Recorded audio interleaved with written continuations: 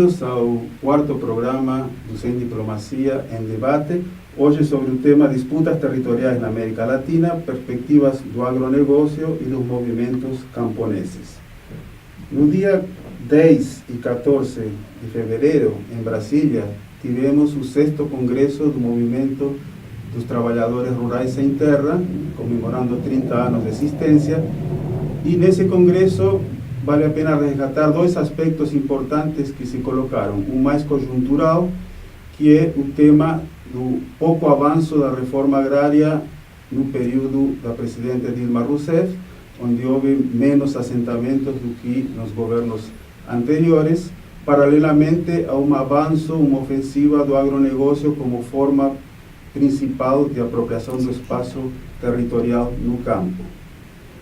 Como estratégia que se colocou nesse congresso, em termos de horizonte, está a ideia de uma reforma agrária popular, na qual a pequena propriedade, a produção de alimentos, principalmente para o consumo interno, a agroecologia, são fatores importantes junto com a agroindústria baseada na propriedade em forma de cooperativas, para se contrapor em termos de alternativa ao agronegócio, que se baseia na exportação, ao mesmo tempo uso intensivo de agrotóxicos, grande propriedade e sementes transgênicas. Essa questão da ofensiva do agronegócio não é uma questão só do Brasil, é um fator muito importante, por exemplo, na América do Sul. A Argentina hoje está colhendo uma safra recorde e para o governo que está com dificuldades em termos de saldo da balança comercial e escassez de reservas, conta com a exportação desses produtos para recompor as suas reservas. Esse se tornou um fator estratégico na conjuntura econômica argentina. O Brasil, por outro lado, está se tornando o maior exportador mundial de soja e, ao mesmo tempo, se pensarmos na América do Sul, há um fenômeno importante. Os principais investimentos em termos de infraestrutura para transporte, tanto o setor público como o privado, priorizam o transporte para exportação de commodities a mercados extra-regionais em detrimento do transporte intrazona, que é o contrário do que acontece na União Europeia, onde se privilegia o transporte interno da região. Isso nos faz pensar um pouco em termos de que tipo de inserção a região está tendo no mercado internacional, e também pensar no século XIX, quando a Inglaterra era a grande potência e construiu vias férreas na nossa região, sempre escoando a mercadoria para os grandes portos, sem se preocupar na construção de ferrovias que integrassem os nossos países. Então, essa é uma questão importante, essa ofensiva do agronegócio, mas se pensarmos do ponto de vista dos setores que defendem essa forma de apropriação do espaço territorial, eles veem que a reforma agrária, a pequena propriedade, a ideia de democratização da propriedade é um contrassenso do ponto de vista econômico.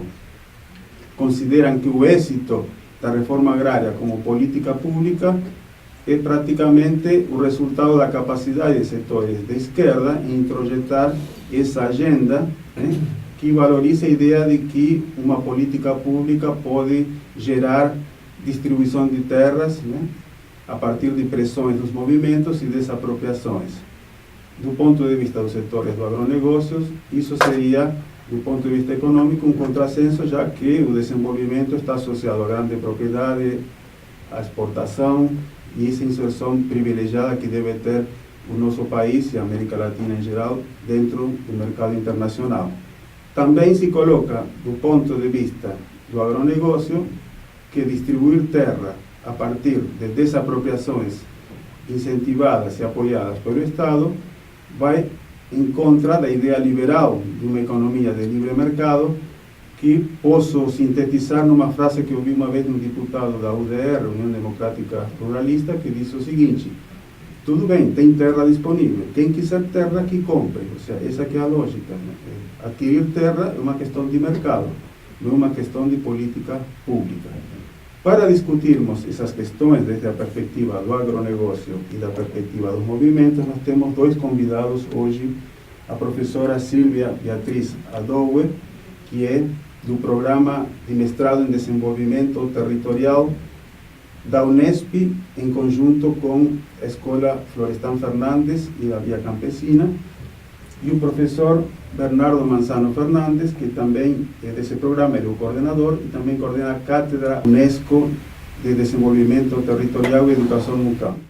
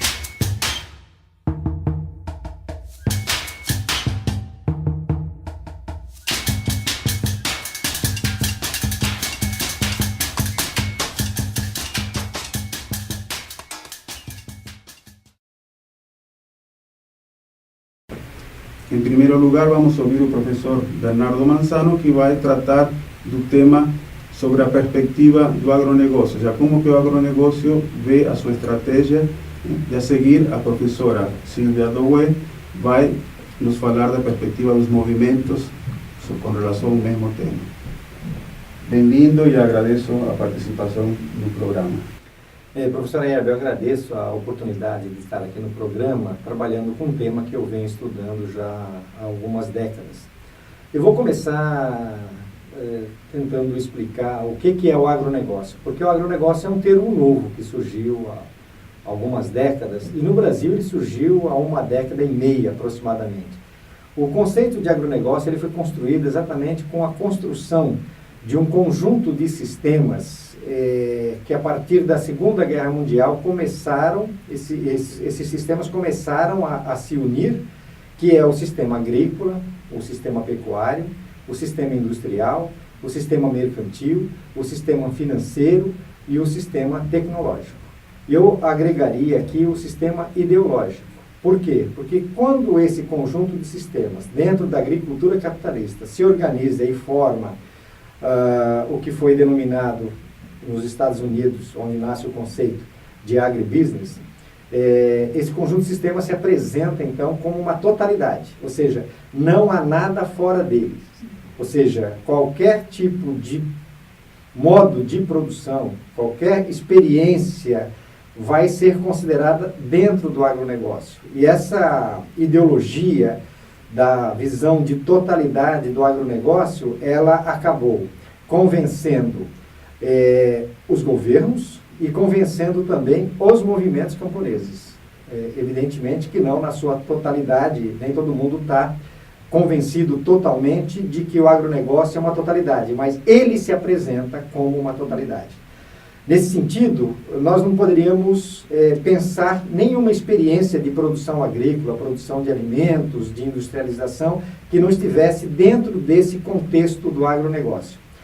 E esse modelo, que o agronegócio é um modelo de desenvolvimento, ele tem as suas origens no século XV, século XVI, com as plantations, ou seja, ele foi baseado num processo de produção de grande escala para exportação, com trabalho escravo, que do século XVI para o século XXI foi se modernizando, chegando agora o que nós estamos vendo aí, por exemplo, com relação à produção de soja no Cerrado Mato Grossense, onde nós vemos lá 50 máquinas, plantando, centenas de máquinas colhendo, simultaneamente, 24 horas por dia, ou seja, é um processo produtivo extremamente intenso, que produz globalmente, ou seja, o agronegócio dividiu o mundo também em partes, regionalizou o mundo por commodities. Então você tem regiões do mundo que produzem soja, regiões do mundo que produzem arroz, regiões do mundo que produzem cana-de-açúcar, regiões do mundo que produzem laranja, regiões do mundo que produzem maçã, ou seja, eles dividiram o mundo em regiões produtivas de maneira que eles procuram controlar todo mundo, ou seja, não há nada fora do agronegócio. E o agronegócio, sendo esse conjunto de sistemas que eu expliquei no início, ele também acabou se transformando num conjunto de empresas, ou ele funciona como um conjunto de empresas que trabalham articuladamente, ou ele é uma única empresa com conjunto de companhias que vão trabalhar desde a produção da semente, né, a produção da semente, a produção agrícola, a industrialização, e chegar até uma rede de supermercado e desenvolver toda a tecnologia necessária para que esse processo todo ocorra. Então, o agronegócio é um modelo de desenvolvimento dentro da lógica do sistema capitalista completo, e ele está presente hoje nos Estados Unidos, no Canadá, na América Latina, na África, na Europa, na Ásia, ou seja, ele é um modelo predominante. Está entrando agora em Cuba, já entrou na Rússia, a China, que tem uma agricultura camponesa dentro do seu país, pratica o modelo do agronegócio fora do seu país. Ou seja, a China, que investe no desenvolvimento da agricultura camponesa no mercado interno, reproduz o agronegócio no mercado externo. E esse embate entre o agronegócio e a agricultura camponesa está acontecendo em todos os países do mundo. Agora, para o agronegócio, a agricultura camponesa teve seu tempo e passou. Ela não necessita existir mais. Ela não é competitiva. Ela produz somente em pequena escala. Talvez a agricultura camponesa poderia aí assumir um papel para o desenvolvimento local, produzindo mercadorias ou produtos que o agronegócio não produz, ou que ele tem dificuldade de produzir, como, por exemplo, o fumo. A produção do fumo, ela exige um trabalho contínuo de 24 horas, traz muitos problemas para a saúde, de maneira que o agronegócio prefere passar esse trabalho para as famílias camponesas, para que elas cuidem desse processo produtivo, porque sai mais barato do que pagar assalariados para fazer esse trabalho. Agora, na parte, por exemplo, de criação de animais, suínos ou frangos, nós já estamos tendo um processo de verticalização da produção, ou seja, cada vez mais a companhia está produzindo, a própria corporação está produzindo.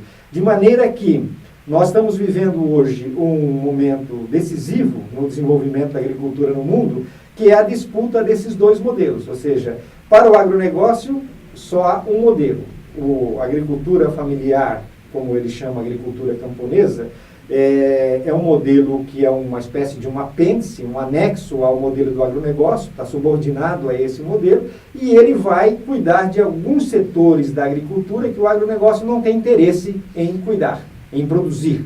E é esse o processo produtivo, é esse o processo de desenvolvimento que o agronegócio compreende e que ele defende. E essa concepção domina hoje todos os governos do mundo.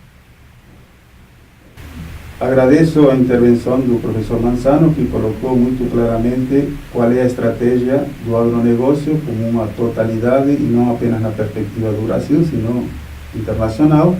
Passamos a um intervalo para a segunda parte do programa, em que a professora Silvia Beatriz Aloé apresentará a perspectiva dos movimentos camponeses com relação à mesma temática.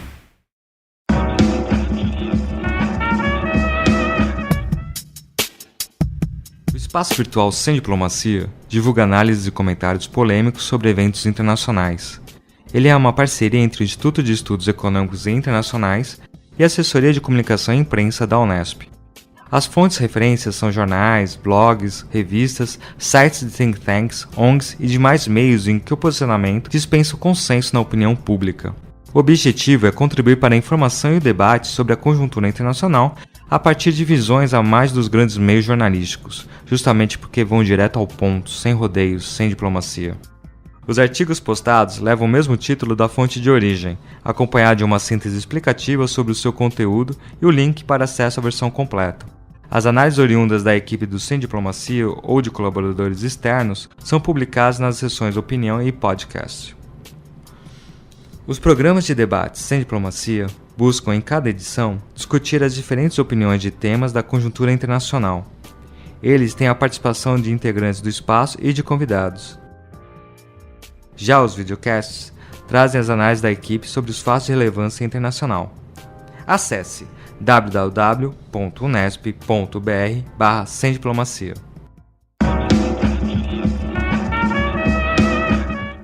Iniciando a segunda parte do programa, agradeço à professora Silvia Beatriz Aldogue pela participação e passo a palavra para ela.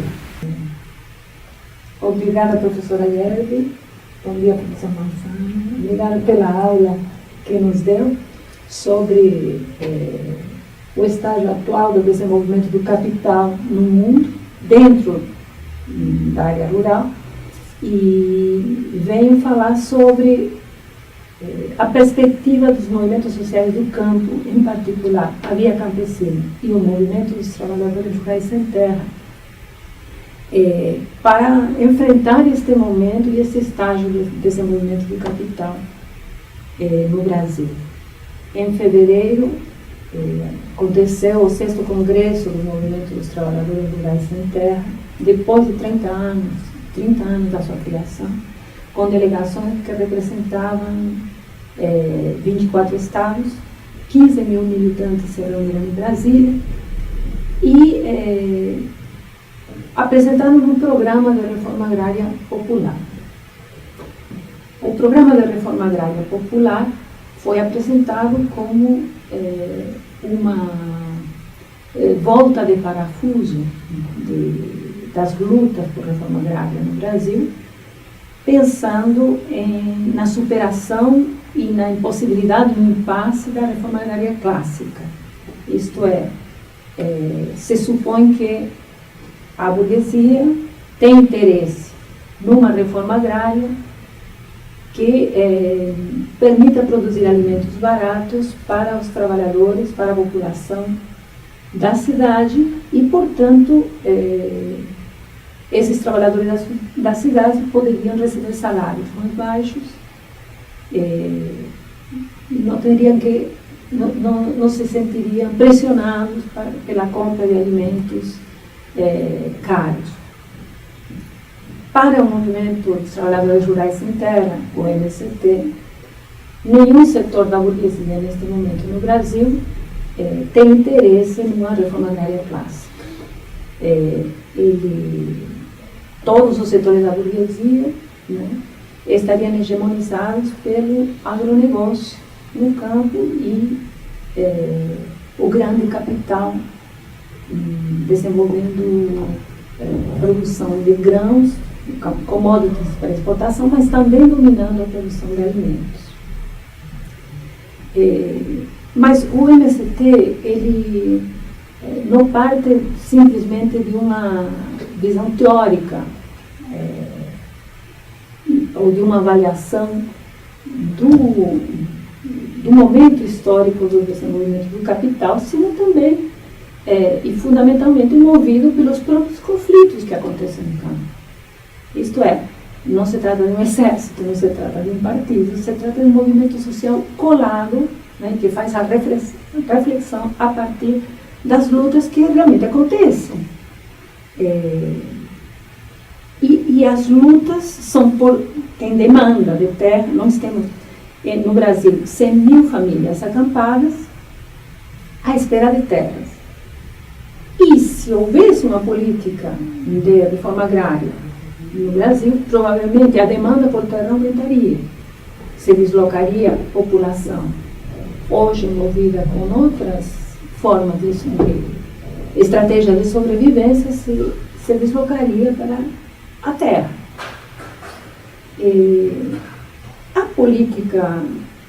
As políticas de Estado com relação à reforma agrária no último período, inclusive durante os governos do PT, têm se orientado fundamentalmente para a reforma agrária ou a distribuição de terras e políticas dirigidas ao campo e à agricultura familiar, muito mais como políticas sociais do que políticas agrárias. Isto são políticas compensatórias para evitar a miséria extrema. Mas, ao mesmo tempo, este governo tem feito uma opção preferencial, segundo sempre o Movimento dos Trabalhadores Rurais Sem Terra, uma opção preferencial pelo agronegócio. E a agricultura familiar, assim como as políticas da reforma agrária, ficaram no segundo plano. E associadas às políticas compensatórias que este governo tem reproduzido, aumentado. Existe hoje uma situação de déficit habitacional no campo, inclusive nos assentamentos, um déficit de 120 mil casas. Os créditos oferecidos para a construção de casas são oferecidos em 2 vezes. Então, primeiro as famílias constroem suas casas e daqui a 7 anos vão fazer o acabamento. Esse em 2 vezes faz com que a construção do primeiro momento ela se perde. Está havendo fechamento de escolas no campo e há uma pressão para que a agricultura familiar e os assentamentos da reforma agrária assumam o pacote tecnológico e os critérios de produtividade que o agronegócio leva adiante. Não é que para o Movimento dos Trabalhadores Rurais Sem Terra, não é que este governo não está apostando na agricultura familiar, mas está apostando na agricultura familiar para que ela se integre às cadeias produtivas dominadas pelo grande agronegócio, o grande capital, como o professor Manzano colocava quando se referia ao fumo, à produção de fumo. A ideia é que todas as áreas de produção, inclusive de alimentos, estejam dominadas por essas cadeias e que os assentados cumpram uma função do elo mais vulnerável, né, ofusível em momentos de crise da produção, do preço dos alimentos ou da produção de commodities. Isto é, o programa de reforma agrária popular, o que pretende é enfrentar essa totalidade que o agronegócio apresenta como saída para o campo brasileiro e opor uma outra totalidade, que seria essa reforma agrária popular, baseada na produção de alimentos sadios para os trabalhadores do campo e da cidade, sem agrotóxicos, assume uma defesa da agroecologia, contra os transgênicos e contra a utilização maciça de defensivos agrícolas, né? E propõe uma saída de desenvolvimento que aponte para o desenvolvimento interno, e não para o desenvolvimento do capital. O que tem acontecido é outra coisa. Essas obras do PAC, das quais fala o professor Manzano, dirigidas a uma infraestrutura voltada para a exportação, crescimento, mas para a exportação, simplesmente afirma a colonialidade que vem desde a conquista na América Latina. Esse é o impasse em que nós vemos, né? O MCT esperava que o Partido dos Trabalhadores no governo levasse adiante um projeto de reforma agrária e já desde o 5º Congresso defendia a opção pela agroecologia, mas a opção do Partido dos Trabalhadores não foi por esse projeto democrático e popular que tinha na sua origem junto com a MCT e a CUT, movimentos que surgiram no mesmo período de lutas. final dos anos 70, começo dos anos 80. Muito obrigado, professora Silvia. Realmente as duas intervenções colocaram bem a perspectiva que o programa tinha, ou seja, para além do elemento conjuntural dos conflitos, né, apresentar quais são as estratégias do ponto de vista do desenvolvimento que as duas visões, seja do agronegócio ou dos movimentos sociais, colocam. E isso foi muito bem apresentado quando se discute a ideia do agronegócio como uma totalidade, né, como a única via possível de desenvolvimento. E, por outro lado, no Congresso do Movimento dos Trabalhadores Rurais Sem Terra, onde, além de discutir o elemento conjuntural do avanço dos assentamentos, da reforma agrária, pensar estrategicamente, bom, qual é a alternativa a esse modelo que o agronegócio apresenta? Qual é a alternativa viável em termos de desenvolvimento que coloque o tema da alimentação, importância do mercado interno, importância da ecologia, a importância da agroindústria e a ideia da cooperativa. Então, eu acho que estamos diante de uma questão importante para o debate que começa agora na terceira parte do programa, que é quando os dois colegas vão dar a sua opinião sobre os temas que foram colocados na mesa. Passo a palavra para o professor Manzano para fazer suas considerações e depois retomamos com a professora Silvia.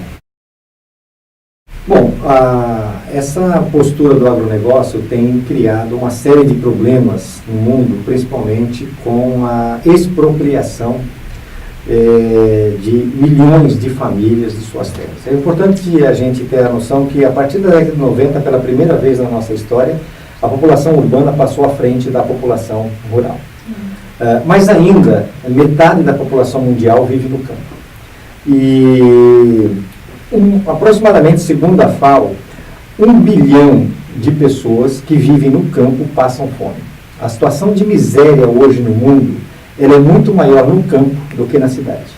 Exatamente porque o modelo da produção de commodities tem se territorializado cada vez mais, expropriado essas pessoas, e as pessoas que resistem no campo não têm políticas de desenvolvimento, porque elas não querem se inserir nessa política de desenvolvimento do agronegócio, exatamente porque a única condição de inserção dessas famílias na política de desenvolvimento do agronegócio é a condição subalterna, é elas obedecerem todo o pacote tecnológico do agronegócio.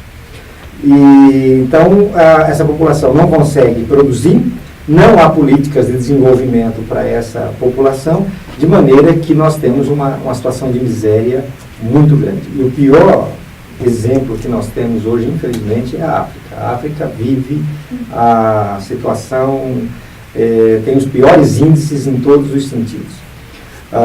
O agronegócio, por outro lado, se fortaleceu com o processo de mudança da matriz energética. Nós estamos passando por um momento histórico em que o combustível fóssil está sendo substituído pela biomassa. Então, a expansão da produção de etanol, a expansão da produção de biodiesel, utilizando várias culturas, palma africana e outras culturas, tem feito com que o campo, que até então era produtor de alimentos e fibras, agora passa a ser produtor de alimentos, fibras e energia. Isso vai mudar completamente o cenário agrícola do mundo, de maneira que nós estamos enfrentando a intensificação da miséria no campo com o avanço da produção de agroenergia, principalmente através de um processo chamado land grabbing, ou estrangeirização da terra, que tem feito com que a China, a Europa, a América do Norte e países da Ásia, além da China, o Japão, tenham comprado terras, e o Oriente Médio, é bom lembrar que o Oriente Médio tem um papel muito importante, eles têm comprado terra em todo o mundo, e a partir de 2008 criou uma crise alimentar enorme no mundo. Então, hoje nós temos o problema da expansão da produção de commodities alimentares e energéticas, nós temos o problema da estrangeirização da terra, nós temos o problema do aumento da pobreza no campo, e e o aumento do uso de agrotóxicos, o aumento do transgênico.